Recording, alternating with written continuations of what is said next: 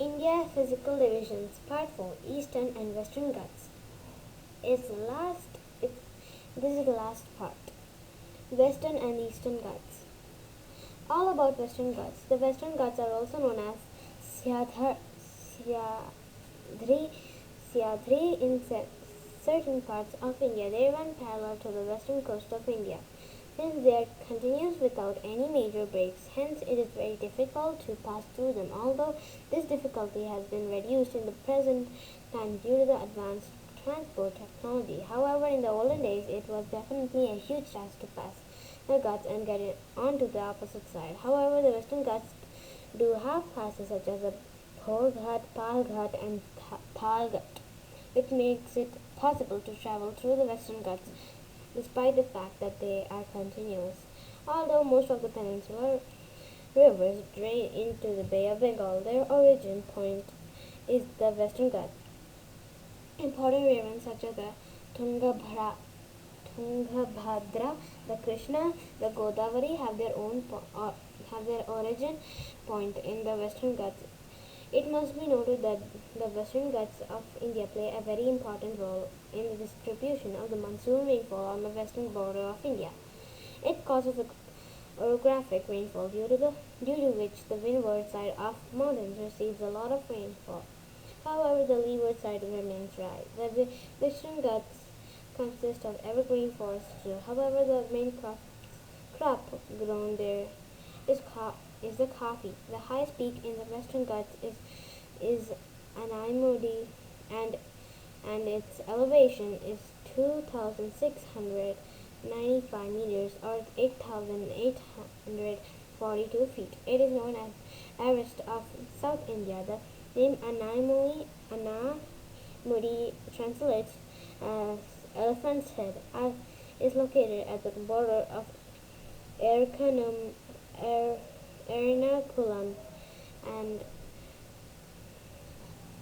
Idukki district of Kerala.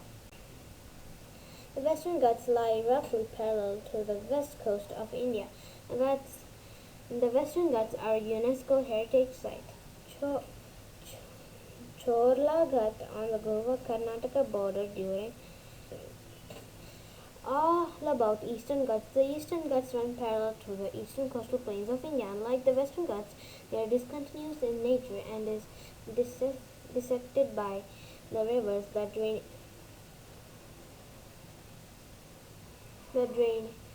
in. As discussed above, most of these rivers have their origin in the Western Ghats. It must be noted that the Eastern Ghats are lower in elevation than the Western Ghats. The highest peak of Eastern Ghats is Jindagada Peak, which is 1,690 meters. It is also known as Arma Konda or Sitama Konda. The difference in the elevation levels of the highest peaks in both the Ghats can also be compared. The Jindagara of Eastern Ghats is of 1,690 meters. This gives us this fair idea of the differences in elevation levels of the hills in both the Ghats.